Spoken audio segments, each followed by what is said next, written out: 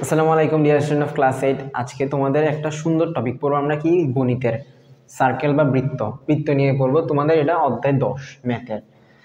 এটা পড়ার জন্য তোমাদের কিছু কিছু বেসিক দরকার, বেসিকগুলো আগে আমরা দিয়ে দিব। এবার তোমরা যে খারাপ বৃত্ত চিনো বলো, বৃত্ত কি? যেটা একদম একটা গোল জিনিস আঁকে দিব, এটা হচ্ছে বৃত্ত। এখন শুধু এই বৃত্ত চিনলে তো হবে না, বৃত্তের কয়টা পার্ট আছে, কোনটাকে কি বলা হয়, এগুলো সব জানতে হবে তোমাদের। 10.1, 2, 3 এরকম তিনটা আছে, এগুলো সবগুলো ছোট ছোট। তবে 10.2 আর 1-এ কিছু উপপাদ্য আছে, উপপাদ্যগুলো চিন্তা করাবো না আজকে। হচ্ছে একদম 1, 2, 3-এর শুধু শুধু বেসিকগুলো জিনিস পারবো। বেসিকগুলো পারলেই তোমরা উপপাদ্যগুলো একদম চোখ বন্ধ করে পারবা। তবে এটা ঠিক যে উপপাদ্যগুলো অবশ্যই করাইতে হবে, তবে এটা আমরা নেক্সট কোনো ক্লাসে করাই দিব ইনশাআল্লাহ। তবে আজকে একদম ছোট ছোট জিনিসগুলো দেখবো। এর একটা বৃত্ত না, একটা বৃত্ত আঁকার জন্য আমাদের একটা সেন্টার দরকার হয় না? তোমাদের কাছে কাটা কম্পাস, পেন্সিল কম্পাস আছে। বৃত্তটা কেমনে আঁকবা? এরকম কাটাটা ঠিক মাঝখানে বসে একটা গোল আঁকবা না? ধরো এই সার্কেলটা ঠিক এটার উপর আমরা কাটা রেখে গোলটা আঁকছি, ধরে নাও, কারণ এটা ঠিক মতো গোল আঁকা হয় নাই, তোমরা আঁকলে আরো সুন্দর করে আঁকিও। এই সেন্টার থেকে যে কোনো এটাকে যদি আমি বৃত্তের চামড়া হিসাব করি, এখানে পর্যন্ত একটা টান দিই, টান দিছো না? এই জিনিসটা হচ্ছে তোমার কি? ব্যাসার্ধ।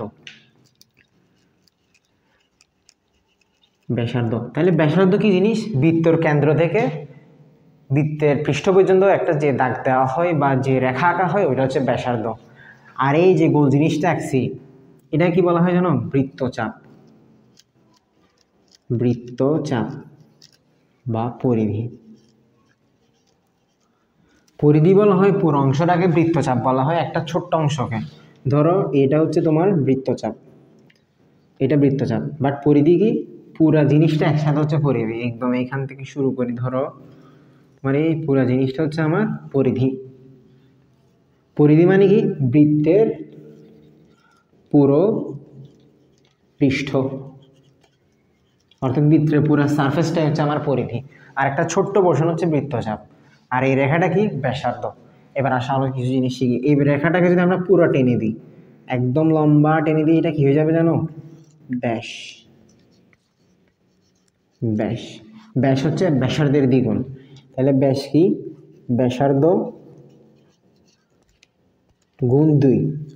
ব্যাসার্ধ কখন হবে জানো? ঠিক এই পৃষ্ঠ থেকে ওই পৃষ্ঠ পর্যন্ত যদি তুমি একটা দাগ দাও, তাও কোনটা? ওই দাগটা অবশ্যই কেন্দ্র দিয়ে যেতে হবে। এই দেখো, এটা কেন্দ্র না? এই পৃষ্ঠ থেকে এই পৃষ্ঠ পর্যন্ত আমরা একটা দাগ দিছি, কেন্দ্র দিয়ে গেছে না? কেন্দ্র দিয়ে গেলে হচ্ছে তোমার একটা ব্যাস হবে। আর যদি তুমি এমনি একটা দাগ দাও, তাহলে এটা কি হবে জানো?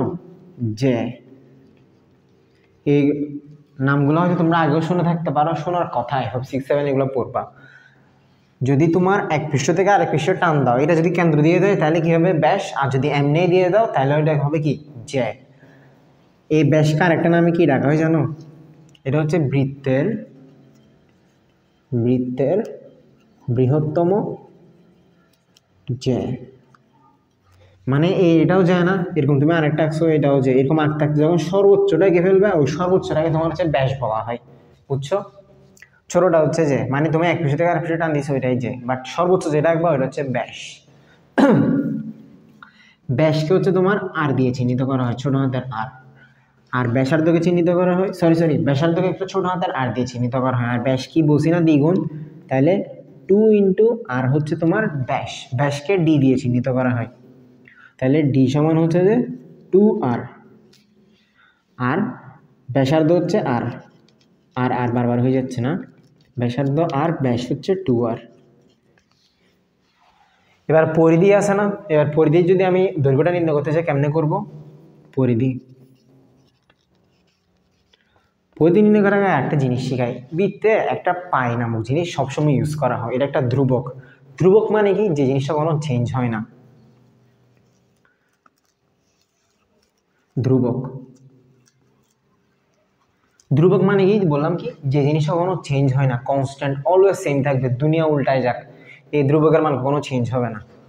তাহলে এটাকে পাই দিয়ে লেখা হয়, পাই। এটা এইভাবে লিখছি, বইয়ে একটু বাঁকা আর এর মতো যেটা লিখে সেটা ধর একটু এমনি করে লিখে, এটা আমি হয়তো লিখতে পারবো না, বইয়ে দেখে নিবে একটা বাঁকা যেটা আর এর মতো লিখে, ওইটাকে পাই বলে চিহ্নিত করি। পাই আমরা নর্মালি এভাবে লিখি, দেখো একটা দাগ দিই, এদিকে দুইটা দাগ দিই, এটা হচ্ছে পায়ের মতো করে লেখা হয়। সবাই দেখবা হাতে লেখার সময় এভাবে লিখে, বাট যখন টাইপ করা হয় তখন জিনিসটা একটু বাঁকা আর এর মতো হয়, ওইটাকে পাই বলা হয়। পাই জিনিসটা কি? এই পাই হচ্ছে যে তোমার বৃত্তের পরিধি আর ব্যাসের অনুপাত। পরিধি আর ব্যাসের অনুপাতকে হচ্ছে পাই বলা হয়। এটা পুরোটা একটা পরিধি না, ব্যাস হচ্ছে এটা। আমি যদি পরিধিকে ব্যাস দিয়ে ভাগ দিই, যেটা আসবে ওইটা হচ্ছে আমার কি পায়ের মান। ধরো পরিধি হচ্ছে 2 পাই আর দিয়ে লেখা হয়, আর ব্যাস হচ্ছে কি 2r। এই দেখো 2 পাই আর ডিভাইডেড বাই 2r। এই দেখো 2 কাটাকাটি আর কাটাকাটি, শুধু পাই থাকে না। আমাদের পাই সমান কি পরিধি বাই ব্যাস আসছে। পায়ের মান কত জানো? 3.1416 এরকম করে আগে থাকবে। এটা একটা গণিতবিদ আছে, ম্যাথমেটিশিয়ান, ওনার নাম কি জানো? রামানুজন। ও 1 মিলিয়ন ঘর পর্যন্ত নির্ণয় করছে। এটা কয় ঘর? 4 ঘর না? এরকম করে 1 মিলিয়ন বা 10 লাখ ঘর পর্যন্ত নির্ণয় করছে। তোমরা চাইলে 10 লাখ 12 লাখ পর্যন্ত নির্ণয় করতে পারো, তাহলে তোমাদের নামও রেকর্ডে চলে আসবে। এটা কি জানো? 22/7। 22কে যদি তুমি 7 দিয়ে ভাগ দাও, দেখবা 3.1416 করে আগে থাকবে। তুমি যদি এরকম ভাগ দিতে থাকো তাহলে অনেক লম্বা মান পাবা। এটা হচ্ছে পায়ের মান। আবার কি বলছি? পরিধি বা ব্যাসের, পরিধি ডিভাইডেড বাই ব্যাস মানে পরিধি ও ব্যাসের অনুপাত। ভাগ মানে অনুপাত, তাই আমরা পরিধি ও ব্যাসের অনুপাতকে হচ্ছে পাই বলবো। এবার এই পাই ইউজ করে হচ্ছে আমরা বৃত্তের ক্ষেত্রফল, বৃত্তের পরিধি যা যা দরকার সব নির্ণয় করবো। আর একটা ছোট জিনিস জানানো হয়নি, কি জানো? বৃত্তের কেন্দ্রে কত কোণ উৎপন্ন হয়। এটা বৃত্তের কেন্দ্র, তো এখানে 360 ডিগ্রি কোণ উৎপন্ন হয়। 360 ডিগ্রি। কয়টা সমকোণ? এখানে 4টা সমকোণে। দেখো 1 2 3 4, তাহলে 4 সমকোণ সমান 360 ডিগ্রি কোণ উৎপন্ন হয়। কোথায়? বৃত্তের কেন্দ্রে।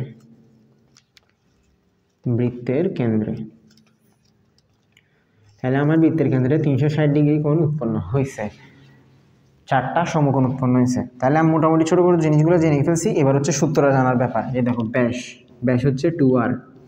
তুমি যদি ব্যাসার্ধকে দিয়ে দ্বিগুণ করো তাহলে ব্যাস পাই যাবা। পরিধি কি 2 পাই আর। ব্যাসার্ধের মান যদি জানো, পায়ের মান তো অলওয়েজ, এটা মুখস্থ রাখতে হবে কিন্তু 3.1416। অথবা ক্যালকুলেটর তোমাদের একটা পাই বাটন আছে, ওইটা ক্লিক করলে মানটা চলে আসবে। এই পরিধির মান 2 পাই আর। তুমি যদি আর এর মান জানো বা ব্যাসার্ধের মান জানো, তাহলে 2 পাই ইজিলি পরিধি ইজিলি বের করে ফেলতে পারবা।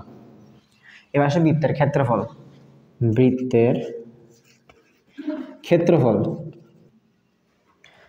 তাহলে বৃত্তের ক্ষেত্রফল কি? পাই আর স্কয়ার।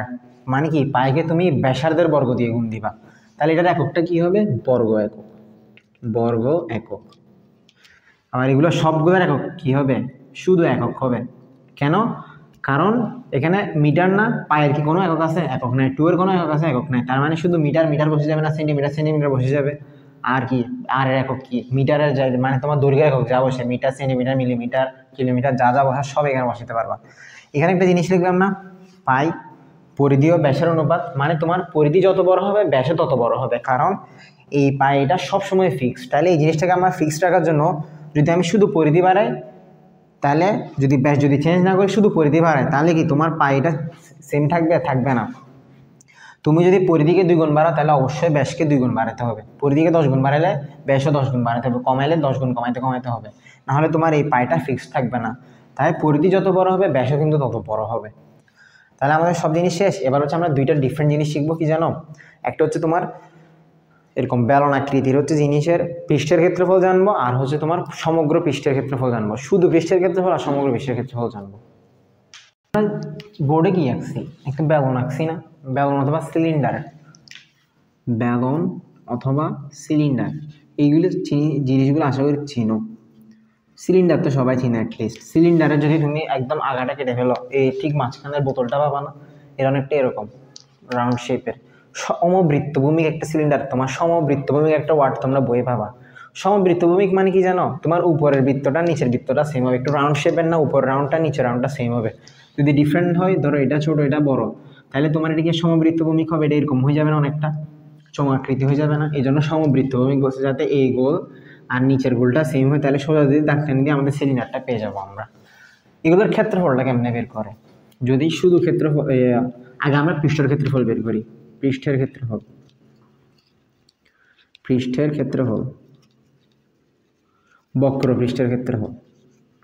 বক্র বলতে যদি আমি এটাকে সিলিন্ডার হিসাব করি, অথবা এখানে একটা ছোট কাগজ আছে, ধরো এটা হচ্ছে সিলিন্ডারের অ্যাকচুয়াল মেইন জিনিসটা। আমরা যদি এই বক্র পৃষ্ঠটার ক্ষেত্রফল বের করি, কেমনে বের করবো দেখো। পৃষ্ঠ মানে কি? সারফেস না? সারফেস মানে পরিধি না? আমরা কি জানি পরিধি সমান 2πr।